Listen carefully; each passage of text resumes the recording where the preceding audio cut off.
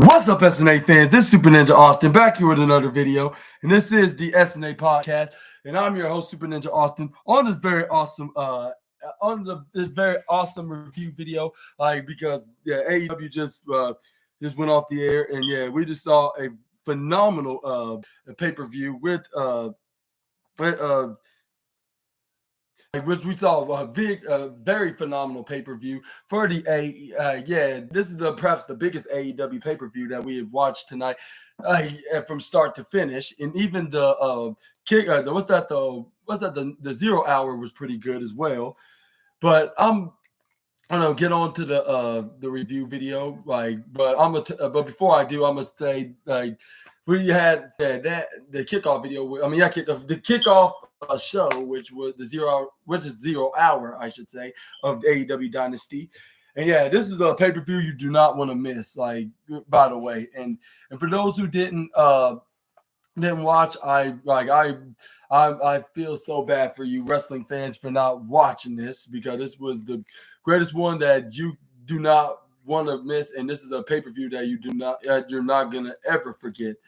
It was basically the WrestleMania of all elite wrestling. Usually Double or Nothing or All In's the WrestleMania of this company, but this one definitely delivered. And before I start, I'm gonna say I'm gonna just put out there right now, it was a 5-star review. On my opinion, of course. When it comes to my interest of watching AEW stuff. But we got Trent Beretta beating what's his name? Mike. Not Mike. Matt Sydal, which was not really a long match, just only for 10 minutes until and this is where we won the match. This is where then Chuck Taylor came in after Trent Beretta won, and he did a post-match beatdown on Matt Sydal. But this is where we got Chuck Taylor came for the save. This is where Trent then ran out of the ring. It was Chuck, why you're being like this to me? Why are you so cold? Just because I just simply betray and did a running knee right on the Orange Cassidy a few weeks ago. And he did it for a good reason, which I'm not sure what was that reason was, which we're going to probably figure that out on AEW Dynamite on the homecoming show in Jacksonville, Florida. But this is where Orange Cassidy came out, and along with Katsuyori Shibata. This is where he just I don't want no trouble. This is where it runs right to the other side. This is where we got right to the other side. This is where he then and this is where we got the match. We got a second kickoff match, or more likely a 0 hour match, which was against Shane Taylor Promotions. Shane Taylor, and what's his name? Lee Moriarty, which I'm not gonna say much. Orange Punch and 1, 2, 3, Orange Cassidy and Katsuyori Shibata. Give another congratulations to those guys. And also we got another match, which was for the AEW Trios Championship, along with the Ring of Honor 6-man Tag Team Championship. And then Max Caster was just roasting them on the microphone when it's freestyle, which I'm not gonna get into much in the details, but but one of them, he said something about choking on these nuts, and even nearly dropped the D bomb. There's two swear words that starts with the letter D, but it's the more stronger vulgar language that's only private stuff that males have. But anyway, luckily Max Caster took off the microphone. This is where he tells the St. Louis crowd, "St. Louis, the Acclaim has arrived," and he did the scissor me to daddy ass Billy Gunn right in the ring like you usually do, and had the match. It was pretty entertaining. Not only just some filler just to add on to a great card on AEW.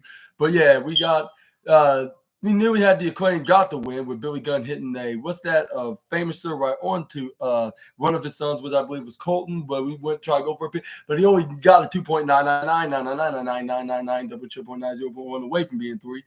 But the Bullet Club Gold got the better of them, and then Jay White eventually got tagged in. Blade Runner 1, 2, 3, your new undisputed trios tag team champions, the Bang Bang Bang Gang. But luckily luckily Renee Paquette wasn't out there to to do anything to do with him, because he would probably want her to say "bang, bang, bang, gang" in a proudful way. But enough of the 0 hour right now. Let's get started on the main card, which was for the AEW Continental Crown Championship. And I'll say this match definitely delivered. And y'all probably going to be saying, you're going to probably say this is the second most controversial thing I'm going to say onto this review video is next to the making this a 5-star review, is this match right here, Pac versus Okada for the Continental Championship at the opener. And I'll say this is definitely the third match of the night. But yeah, it's like what I expected it to be on the match for between Ospreay and Danielson in the main event with Swerve Strickland and Samoa Joe. That was the top 2 matches of the night. But I'm gonna get into this match right here, which we got Pac starting things off with a headlock right onto the Rainmaker and Continental Champion. This is where he got him right down to the ground. This is where the referee was like, all right, like what else you have in mind? This is where he tried to keep him up right onto his head, but this is where Okada flips out of it. This is where we got Okada then out and hit some of his moves right onto him. This is where we got Okada then this is where he eventually threw him out of the ring. After he put him right into the corner, but Pac then reversed out of him. This is where he hit the drop kick right onto him. This is where he tried to pick. This is where he tried to pick him up, and this is where, but he gets this is where he gets insecurity kick.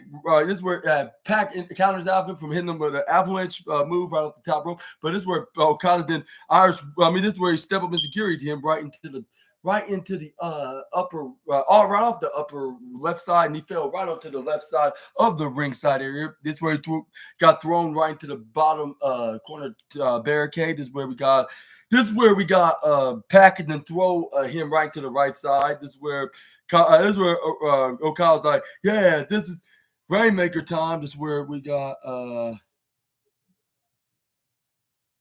Okada then eventually threw him right in the ring way before it was even 10.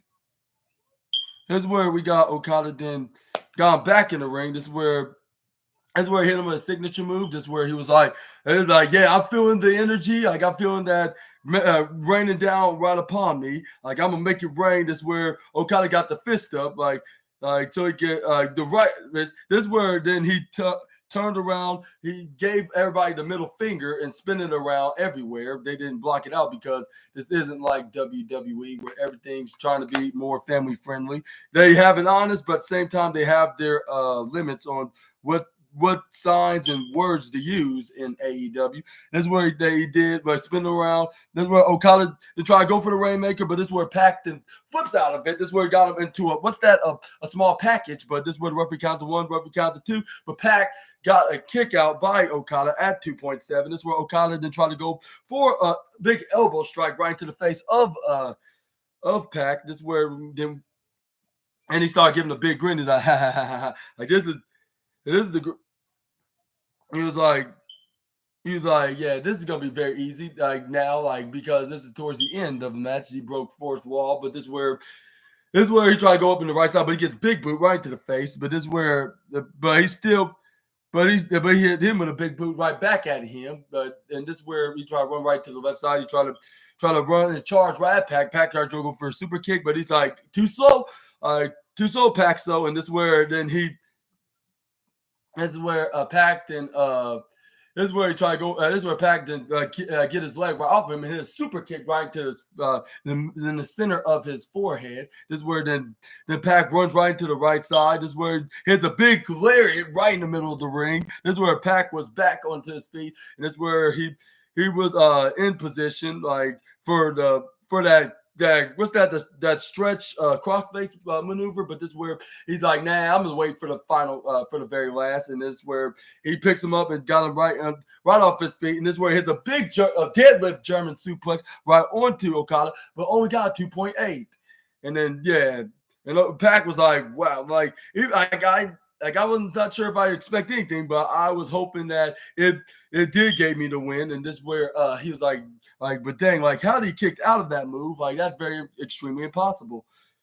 And this is where fans were saying, this is awesome. Clap, clap, clap, clap, clap. This is. I was like, yeah, you damn right. This is extremely awesome, fans. Like, and I was like, too bad I couldn't say this right in front of everybody in attendance at the arena in St. Louis. But anyways, this is where we got.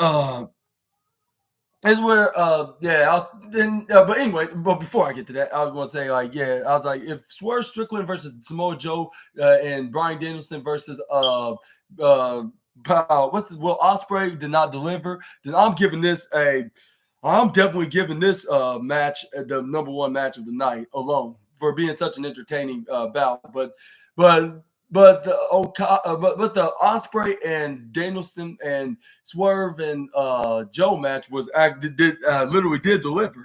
Like, it most definitely delivered it most delivered on the cards as the top two best matches to be watching. And yeah, and I'll say AEW gave everybody in attendance, like whether if they were live there or even watching it live on the pay-per-view, they gave them definitely their money's worth. Basically, like if I give you my honest opinion, yeah, I'll say basically that's what they did. But anyway, this is where Pac then went up on the top rope. This is where he tried to go for the black arrow, but this is where Okada moves out of the way. He bounced this midsection right onto the what's that the hardest part of the ring, with not the hardest part of the ring.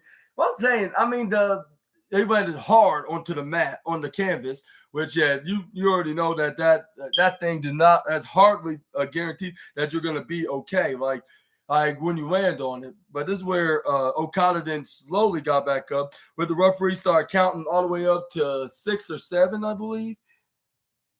I think it was 6. Yeah. This is where Okada then picks up Pac. This is where he tried to go for a tombstone pile driver right on the Pac, which he successfully did. This is where then he was like, I could pin him right here, but no, I'm just going to go all the way. This is where he screamed out like, I guess time. Like, it didn't work the first time, but you know what that means. It's a guarantee. And this is where he picks him up, and he did exactly that. He did got the Rainmaker. No, he didn't get the Rainmaker. This is where Pac. No, it wasn't a guaranteed. It was at first Pac countered it, and this is where he put him in a pinfall when Okada nearly hit Pac with the Rainmaker, but this is where he grabbed onto his arm, puts him down, and then went sideways and go for a crucifix pin, like a half crucifix, but he only got 2.6. Like, he was, and that means that Okada was double cursed, and then he had to find the guaranteed third time is a charm card, like to make sure he gets the hit. But this is where he tried to go for it. But this is where again, but it didn't count for a triple curse. But this is where we got packed and flipped. But he did flipped over right into a what's that called, a wheelbarrow roll up. But then still, he only got a 2.7, I believe. But this is where we got. This is where we got Okada then try to go for a fireman's carry, but this is where Pac got him in the standing trenches, like, of that stretching crossface maneuver, where Okada's still standing in the air. This is where Okada, no, I will not surrender. I will not surrender. While Pac got him locked into that lock. This is where he was like, no, like, there's no kind of demon in hell that's gonna put me away. And this is where we got the referee, without the referee seeing, like, this is where he started grabbing onto his eye, started raking it up and down. He's like, get your fingers out of my eye socket. And this is where the referee was warning him, saying not to do that, or he will DQ him. Which I don't think they should be giving warnings, like, when they do that. Like, it's all like, why else they're doing it when the referee doesn't look at first, like, until he figure out at the last minute, or they just do it real quick. But the referee's like, hey, you can't do that, like just because he can't, he still can see, but he just got blindsided with that break in the eye, which that still should be illegal and be threatened to be DQ'd for. But yeah, but you know how idiotic referees can be sometimes. But anyway, this is where, like, not against this referee right here. He was actually doing his job, but just saying in general, like, how wrestling companies make referees like. But here's where we got Okada try to go for a tombstone pile driver. You know, like, signature to finish moves are not always a guarantee when they try to hit it hit it the second time when it's already been hit the first time. But that's where Pac took advantage of this rule, and then this is where he hits a tombstone pile driver of his own by flipping out of Okada's. And this is where Pac to try to go up in the black arrow. But this is where we got the And this is where we got Okada then grabbing onto the referee's leg. This is where Pac knew he got double cursed, but luckily he saw this coming. This is where he started stomping on the head, making sure that he stays down. Like he was like, "Stay down, no funny business." And this is where Pac then, or said in his accent, he was like, with his deep accent, his deep grunting accent, he was like, "Stay down and don't ever come back up, and no more funny business." And then this is where he tried to go up right onto the top rope. This is where the Pac goes for a black arrow, and then this is where he tried to go up. But this is where Okada got the knees up. Unfortunately, Pac got double cursed after that because he got hit right into the face. This is where Okada then hit the third time as a charm rainmaker on him, and that's when he got the 1, 2, 3 right in the middle of the ring. Still your AEW Continental Champion. Go Kazuchika Okada. And I want to give a humongous congratulations to Okada for putting away the bastard. Well, I'm not sure if I should, even if it's his nickname, I'm not sure if I should call him that. I should just say Pac, defeating Pac in the process. And what's your thoughts on this match with Okada retaining the AEW Continental Crown Championship? Let me know in the comments down below. And do you think that the Young Bucks can do the same against FTR? We're just gonna have to wait and see. But anyways, this is where we got moving on to the next match. This is where we got the House of Black taking on the Rated R superstar Adam Copeland and Mark Briscoe and Eddie Kingston is the Rated R Chicken Hawks or something like that. I'm not sure what the name of exactly is. Something Chicken Hawks with the Mad King and that boy the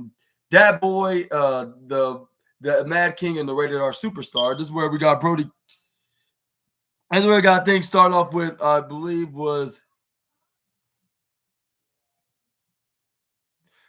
Things got started off with Eddie Kingston and Brody King, I believe, with Eddie Kingston to start hitting some. No, was it Mark Briscoe and no, it was Mark Briscoe and Malachi Black, I believe, with Mark Briscoe keeping up with what's his name, Malachi Black, and giving him a fight of his life. But Malachi Black then made a comeback. This is where he started hitting his moves like he usually would do. You see him do like knee strikes, kicks, and then going back and forth playing wrestling tennis. And this is where we got. This is where we got them tagging in the respective partners, which was Eddie Kingston and what's his name? What's